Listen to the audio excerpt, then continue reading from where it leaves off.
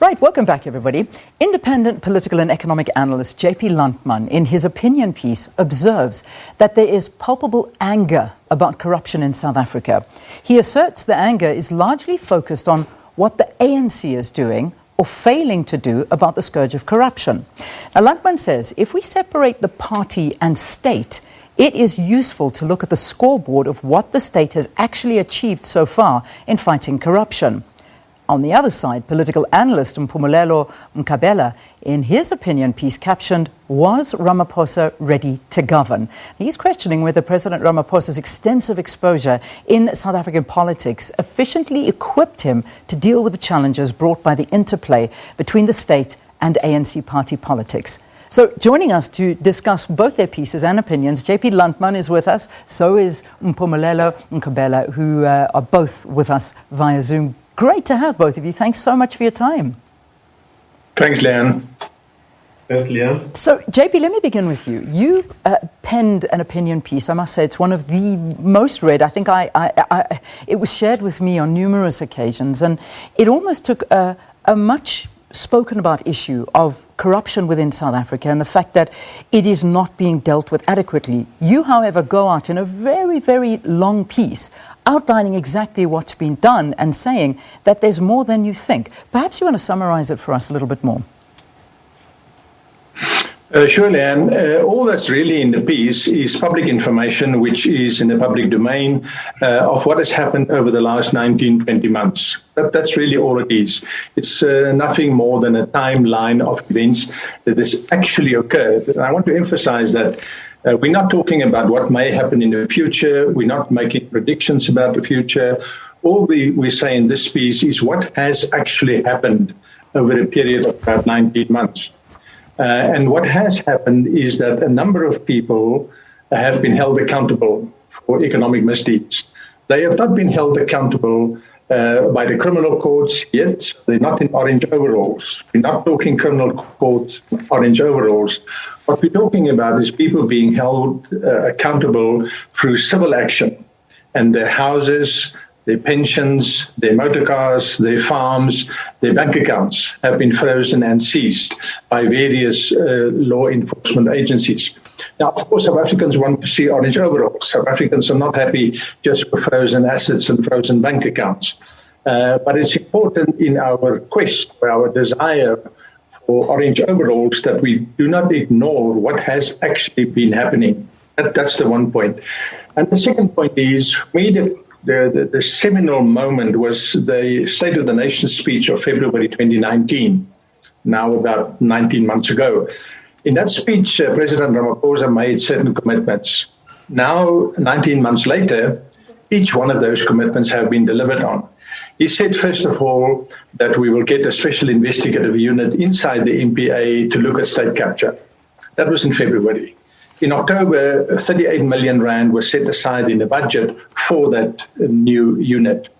In July of this year, a month ago about, we got a government gazette, in which the regulations of the Zondo Commission were changed.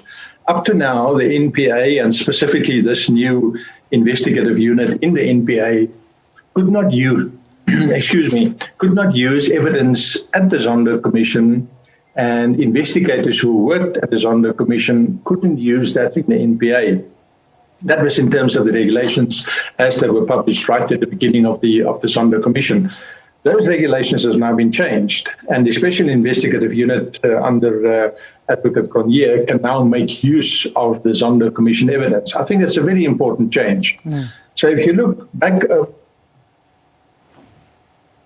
within 19 months, what he has done, but he's also done something else, which he's promised in February 2019. He said a judicial tribunal will be set up to speed up the civil claims that the SIU, the Special Investigative Unit, bring against people. Now, you must remember the SIU is not a prosecutorial body. All they can do in terms of law is to seize people's assets in cases where they can prove the case that it is justified. But going through the court process with that is quite a long process. As we know, court processes are long, they're tedious, they take time. So the president said he will put up a special tribunal consisting of 8 judges, and they will process these things quicker. Now, it took some time to put that up. You've got to gazette it, then you've got to do regulations, you've got to find money in the budget, and so on and so forth. They had their first meeting in November last year. In February, they made their first orders, and in the last 2-3 weeks, we had a number of judgments from that tribunal where the assets of private individuals and private companies were seized by court order. Yeah. So I think there's a lot happening on the civil side. In that process, a lot of people are being held accountable. The president has delivered on his promises as far as that goes. And we haven't seen orange overalls yet. And I think we must distinguish those two processes. Okay. I'm glad that you've outlined it for us, and we've got a great concept because, you know, if one wants to read your piece, you can, as you say, it's based on facts. It has been what's happening. But I'm not sure it's enough, and that's what South Africans are voicing their opinions on. So, Mpumelelo, I want to ask you this question. You actually, in your piece, you ask whether the president was actually ever ready to govern. And that question must have been triggered by a specific observation. What are your views? Do you agree to a certain extent with JP, or are you on a different trajectory here? Well, I agree with the fact that JP has laid out in his popular article. And I actually think that in those things that he has laid out, 2 of them stand out for me, which I think were important innovations on the part of the president. And that was the setting up of the special unit within the NPA. That will almost work as almost the way the Scorpions used to work, where investigations are prosecutions-led.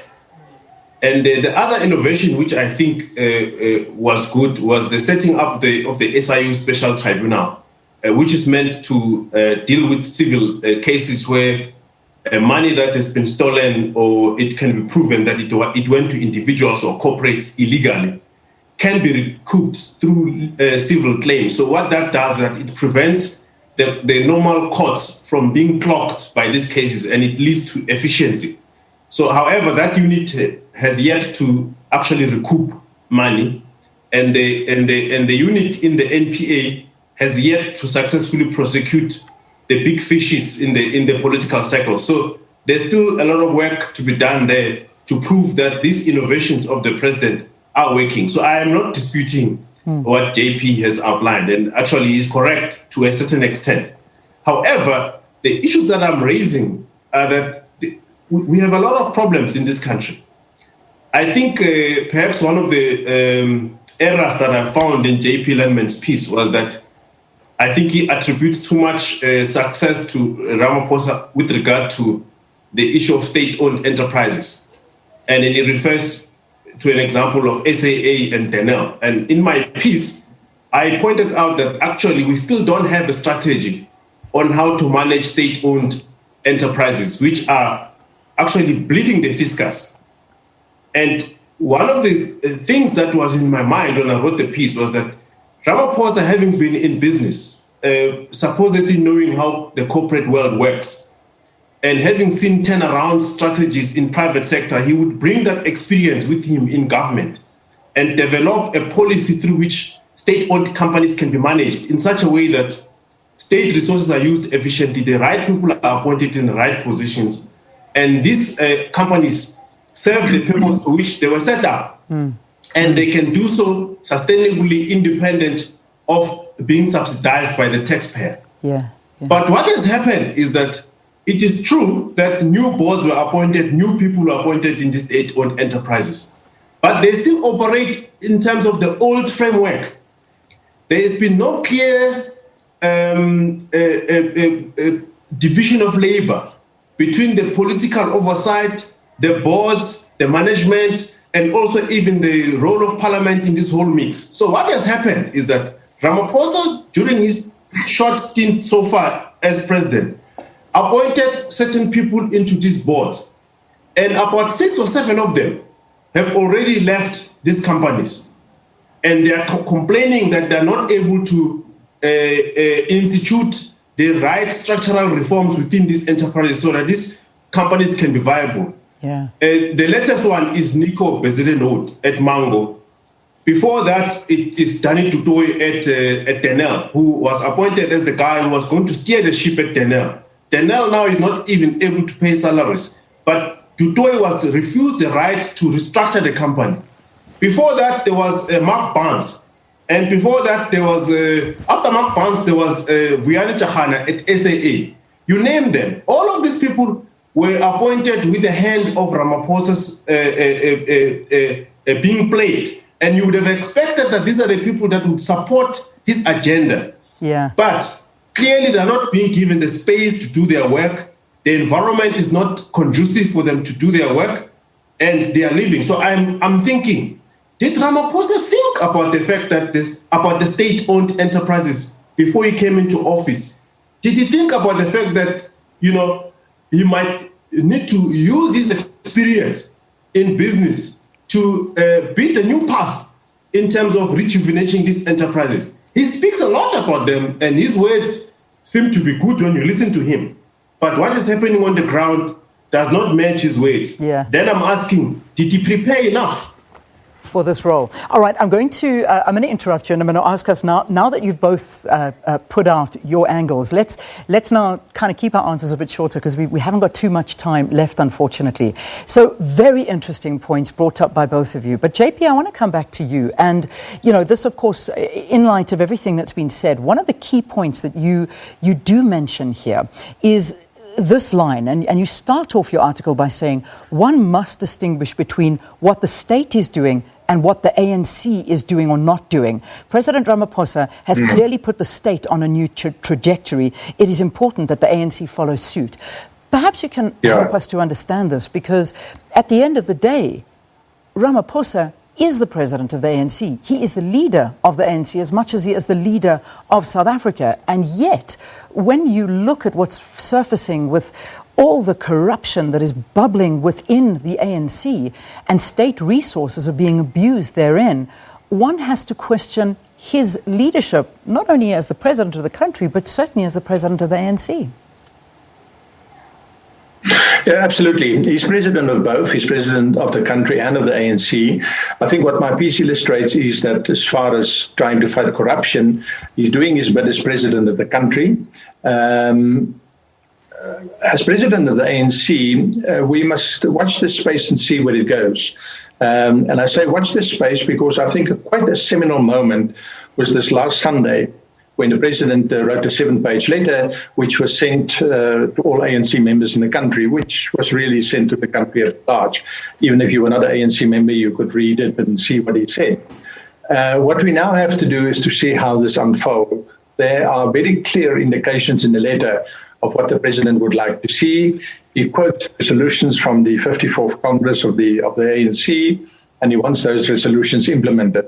And I think, Leanne, we will see in the next week or two, maybe a little bit longer, things take time in politics, how that turns out. I wouldn't like to make predictions at this stage, but I would just say this. I think Ramaphosa has taken the fight to his opponents on the corruption issue. Let's see how it plays out. Yeah. You talk about he wrote this letter. I mean, yesterday we also heard some scathing words coming out of the unions. Kasatu basically saying that Ramaphosa used poetry to campaign and now he's just using prose. So it's one thing writing a letter, but it's another thing doing something. And that's what people are very concerned about. Absolutely. And hence the anger. I mean, JP, let me quiz you on this. There was a voice recording, well, not a voice recording, it was an actual video doing the rounds where the president himself came out and said, and I quote him, "I would rather be seen as a weak president than to split the ANC, because that is not my mission. My mission is to keep the ANC united." Surely his mission is to put South Africa first, not the ANC. This is a concern. Yeah, I agree with you, and I think he's putting South Africa first. I think he's really put South Africa on a very different trajectory from what he inherited 2 years ago. I think most critics would give him that. Can he do more? Yes, absolutely, he can do more. Mpumelelo has referred to what's not happening in the SOE space, and I think that's absolutely right. It's not a 100% story. I think SARS has been turned around quite nicely. The PIC has been turned around quite nicely. and that's an important institution to turn.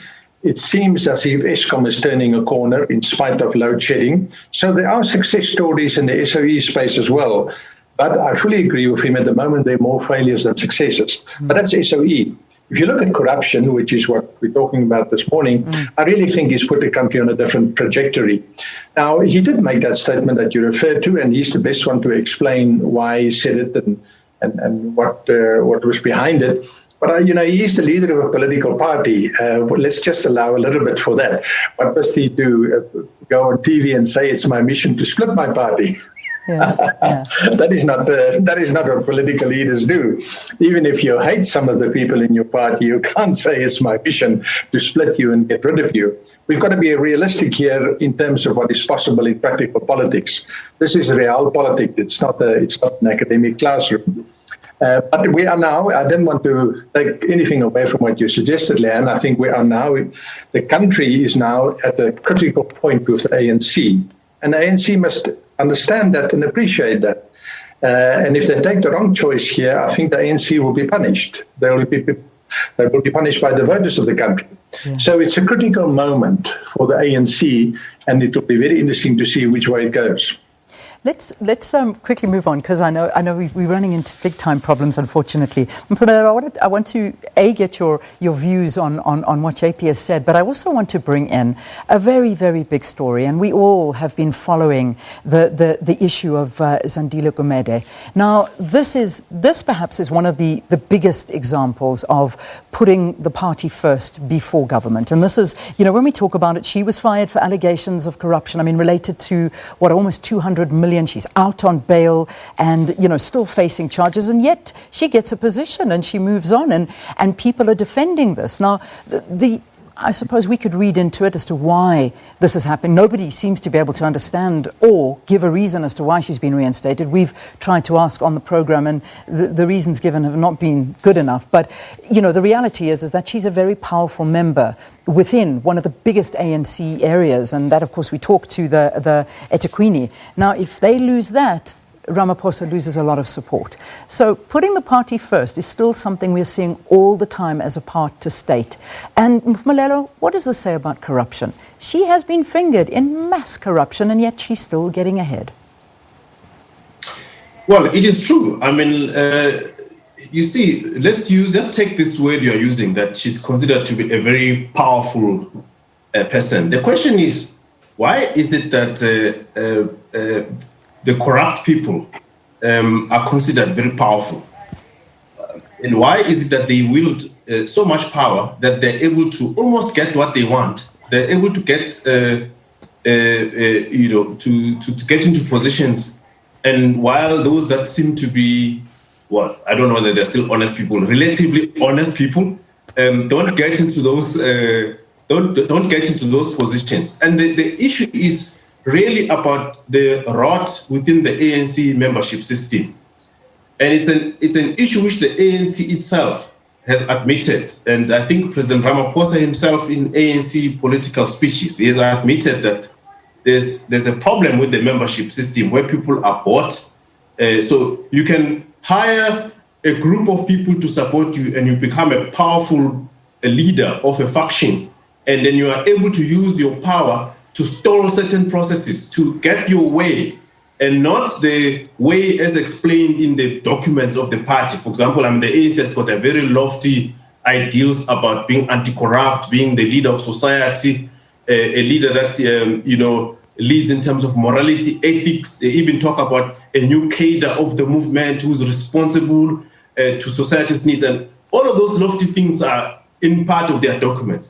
But the practice tells us that the corrupt people are able to buy membership, they're able to buy power in other words, and they're able to use that power to survive and to get promotion. So that's why people like Zandile Gumede, it's difficult for the ANC to actually discipline them. The ANC basically has succumbed to the power of the corrupt. So to the extent that the ANC can't execute that which is written in its documents, that when people are facing charges of corruption, they must step aside. Now, the president writes a letter to almost as if to remind the membership of the ANC that, listen here, remember, we have taken a resolution that if we are facing allegations of corruption, you need to step aside until those allegations are clear. But again, the problem with that letter is that it puts the onus or the responsibility to step aside to the individuals who themselves are corrupt. So there's a contradiction there. You're expecting a person who deliberately set out to be corrupt, to benefit from the corruption, to get positions, to get contracts and all of those things. Now you're saying to that person, leave voluntarily. I don't think it's going to happen. I think almost admitting their own guilt. Asking them to admit their own guilt, which I'm not sure anyone can do. We have got 1 minute left on this meeting before we get kicked out. 30 seconds, JP, wrap it up for me. Mpumelelo, wrap it up. And I mean 30 seconds. That's all we got left. JP, go for it. Mpumelelo is quite right. We are absolutely, the ANC is absolutely the critical point. And it's very important that the ANC members and structures over the next couple of weeks support the anti-corruption drive of the president. South Africa is bigger than the ANC. South Africa will carry on. But if the ANC doesn't clean itself up, it may find that South Africa leave them behind. Mpumelelo? Leanne, my view is that at the moment there are two ANCs, and and there you go. We're going to have to phone Mpumelelo back to get who the two ANCs are. How bad was that? Left us hanging there. I hope you enjoyed that discussion. I mean, there was just so much more we could have got out of it. So nice to have two minds talking about the same issue and two differing opinions. But JP Landman, Mpumelelo Mkhabela, thank you for talking to us about South Africa under the leadership of the ANC and President Cyril Ramaphosa. Sharp after this. Stay tuned.